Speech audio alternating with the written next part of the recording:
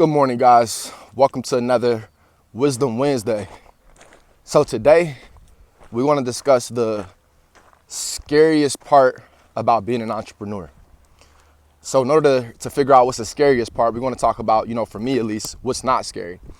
So for me, on this journey of entrepreneurship, I don't fear not completing my goal.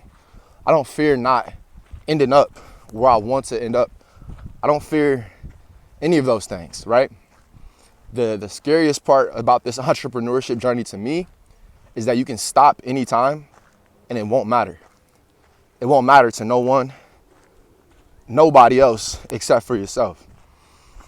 Now, if you really think about that, guys, it gives me goosebumps because, to say you won't end up where you want to end up is one thing. The reason why that doesn't scare me though is because, for me personally, I know starting this journey, it's about reaching that destination, but also realizing that the journey is the destination. The fact that you are continuing, the fact that you love the process. And that's really within anything, with every process that you love. If you love that process, then you already feel like you've arrived at your end destination. But if you stop in the middle of it without ever feeling the end feeling or, really feeling accomplished by being successful, obtaining what you deem to be successful, then ultimately all you are is another statistic. You're just another person who started something and didn't finish. I mean, it's deep because if you are able to start something and you don't finish it, then what's the difference between you and the person that never started? It's crazy. And when you look on YouTube, you see so many people that, started their YouTube journey. And the reason I'm bringing this YouTube up is because, that's just a physical representation of something that, people can see. Oftentimes with your entrepreneurship journey, people cannot see the ups and the downs that you go through, the consistency that you go through. People only see the end result, right? People only see the views that you're experiencing, meaning the views that you're looking at, not the views of people watching your video, but people only see the what you deem to be successful from a material point of view. People only see those things. They don't see the nights that you spent. They don't see the time that you spent, the ups and the downs that you had to go through to even get where you were at. They don't see that. But on this YouTube thing, you see maybe how many subscribers somebody got, right? Or how often they upload videos. So, me just being a student of this YouTube stuff, I study just a whole bunch of channels and see what works for someone else and what doesn't. But what gets me is that the people that you start your YouTube journey, but then you don't finish. And, finish is that's a objective term because, finish it can be, if you just wanted to get 100 subscribers, then yes. But oftentimes people start that YouTube journey to get monetized, which, is like 4,000 public watch hours and, 1,000 subscribers. So with the people that are starting this journey, there's a lot of people that don't finish. They don't see that journey through. You see, maybe they had a good start, but then they just stopped. Maybe they had a slow start and then they picked up. Maybe they had a slow start and then maybe a year later, all their videos started blowing up and, they're close, but they just didn't stay consistent. So nothing sets those people apart from the people who didn't start in the first place. And the wild part about it is nobody's there to hold you accountable. Nobody's there to tell you, hey, keep going. So like when you clock in, right? If you got a 9 to 5, you know what I mean. Everybody experienced that 9 to 5 life. You clock in, you can't just sit down and stay on break and just not go back to work. If you stay on break, you're gonna get fired. There's no ifs, ands, buts about it. If you just stay on break and don't go back to work, you're gonna get fired. There's somebody holding you accountable.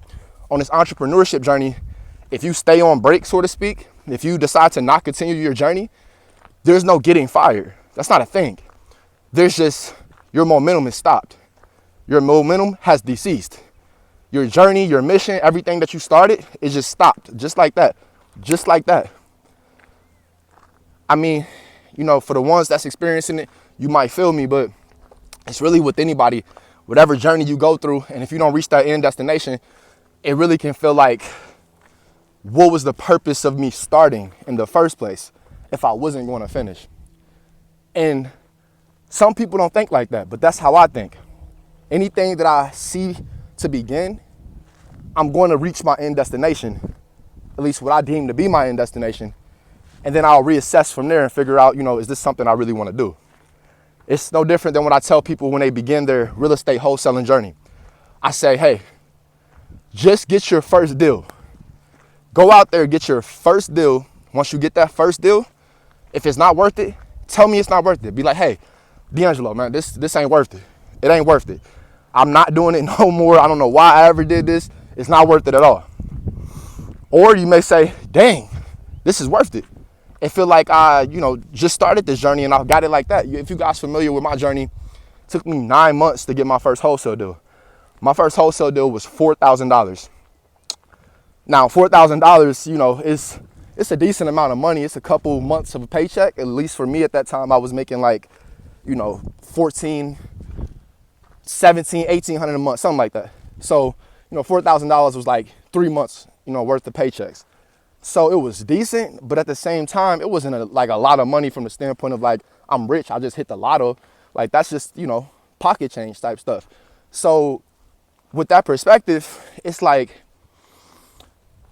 if I wasn't the person that I am, I could have decided, right then and there, 9 months for $4,000, that's not enough.